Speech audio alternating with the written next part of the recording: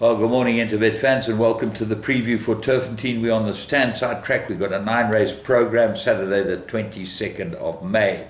And as you know, the course is starting to firm up. Front runners do hold sway, but on the stand-side track, the draw's not that important, and certainly most of the races are down the straight, so I think the draw is of no consequence today.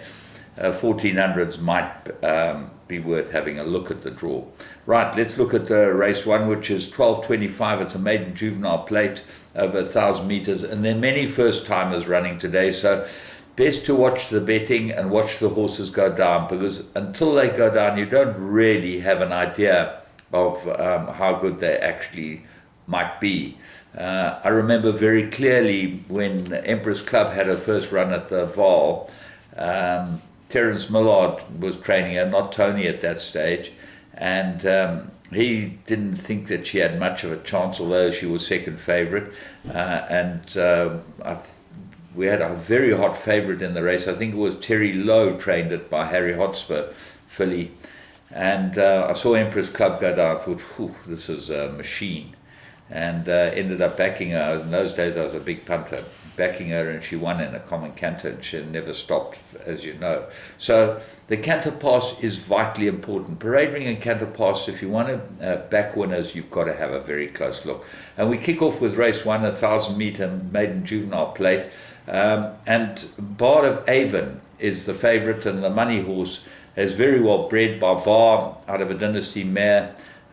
Interesting jockey booking. Muzi Yeni gets a ride for Ashley Fortune. Now, Ashley Fortune uses quite a number of jockeys, but I've never seen Muzi Yeni on one of her horses. And what is more interesting than that is Paul Matchett, who Yeni rides for and rode the last 3 times. He rode Floriana Island, which is second favourite. The horse to look out for is, or the two of them to look out for, Winter Pearl, who's 4-1, the What a Winter, out of Al Mufti mare, and Highest Honour, number 9. They give me the green light out of a dynasty mare ridden by Randall Simons for the Finfuran outfit. Tough race, very hard to find a winner there, but as I say, when they canter down, you'll have a pretty good idea.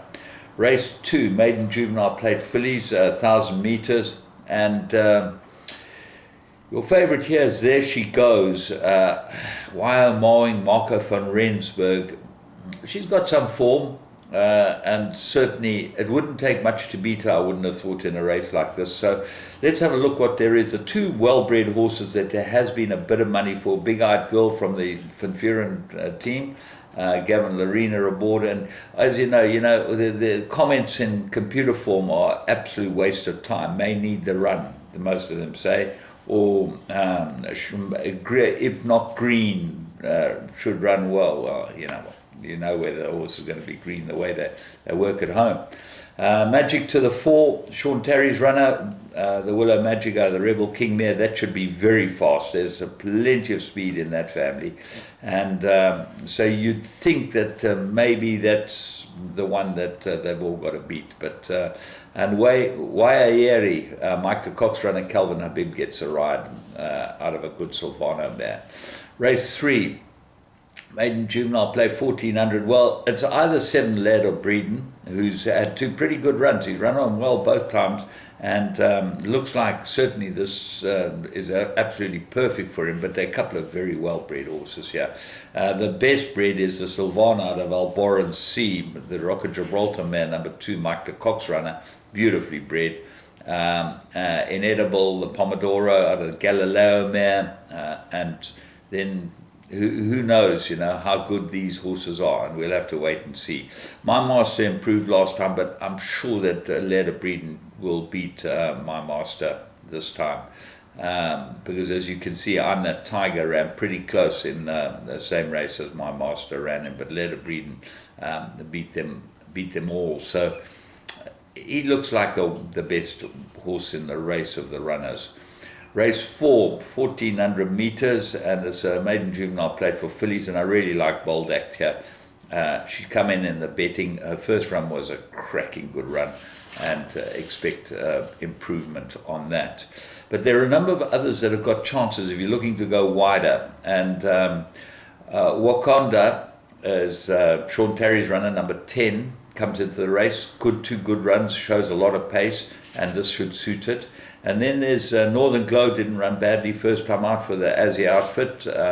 Sabanga Kamalo, always the right jockey booking for them. And Coral Dawn, Robbie Sage's runners come in with a bit of support with Muzi Yeni aboard it.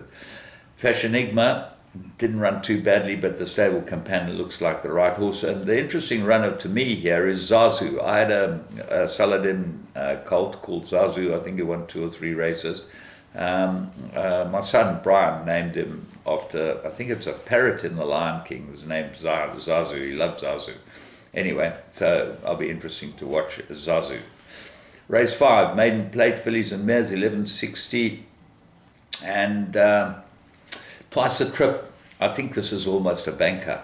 I mean, it drifted in the betting like a barge last time, drifted out to 13 to 1, and still ran a cracking good race. So I'm going with Twice a Trip. What are the dangers? Well, there's the 2 dangers are Piccalilli, good form, and get the 4 kilogram claimer. Remember, we made Stormy Winter a good thing from the stable during the week, and Gabriel Peterson gave it a very good run. So the 4 kilogram, he's well worth a 4 kilogram claim. So Piccalilli comes as the main danger. Zulu Warcry gets the blinkers, and that could be a big improver as well.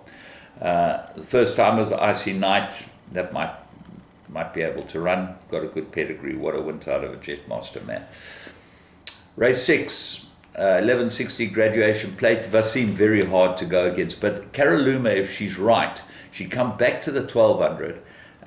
You can ignore her last 2 starts. She ran in the best around, and I think the 1200 might be absolutely up her alley. So she looks like the big danger, and she has run well after a rest.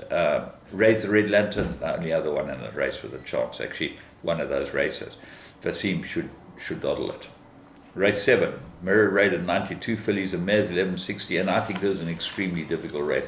Amberlin's a favourite, 2 to 1 favourite, and third run after a rest. But there are a lot of horses got chances here. Moments like this, third run looks like absolutely ready. Course and distance 1 from 1. That's number 6 on the card. Bella Black off the bottom weight with 3 off its back. Got to run well. May Queen, ignore its last start. I'll tell you what, Luke Ferraris is the right rider for this filly. Luke Ferraris was Pierre Stradham. Well, I don't know where Stradham is.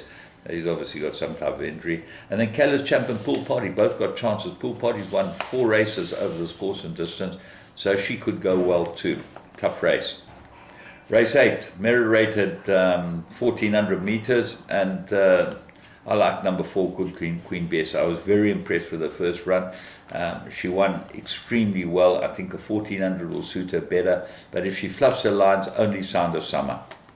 I mean, this filly would probably be better over fur than this 1400.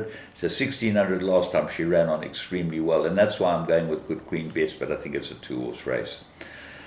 Race 9, Maiden Plate, 1160, Swing the Willow, Terry Hewitson team, number 1. Second run after rest is against it. Sprong Casher, number 2, second run might improve with Nathan Klink gets a ride again.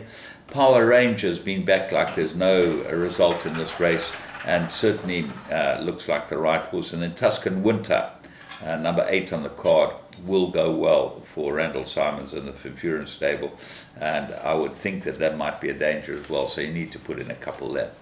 So there you go, from me, James Goodman, and the whole Interbet team. Well, we got the best part about Interbet is you can bet in play on the golf. Now, if you're watching the PGA, you could see Louis Oosthuizen was hitting the ball like a dream yesterday, and hopefully it carries on for him, because if he carries on hitting the ball like he's hitting it, he'd be very, very hard to beat. And you just bet in play, and if they have a little glip, you can bail out of them and get into something else, or get on and have more on them. The interesting player yesterday was the South African Eric van Rooyen. I think he dropped 9 shots in the last 4 holes to miss the cut, and lost his temper, which you can expect. It's a wonderful golf course and very, very interesting golf, and interesting to see Phil Mickelson at the top of the thing. Despite his experience and everything, I think this might be a bridge too far for him. But if he does win, I'll be the first to congratulate him, being one of the old boys. Have a great day. Remember, you can get onto the Vegas bets and play crap dice, power poker, blackjack, free bet blackjack, all types of bets that give you a real chance of winning. From me, James Goodman. Have a good one.